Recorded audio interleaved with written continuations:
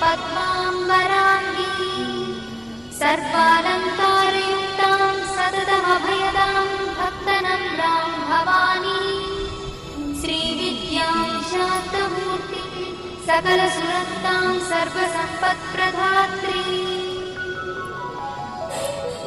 श्रीमाता श्रीमहाराज्ञी श्रीमत्सिंहासनेश्वरी चिदग्निकुण्डसम्भूता देवकार्यसमुद्यता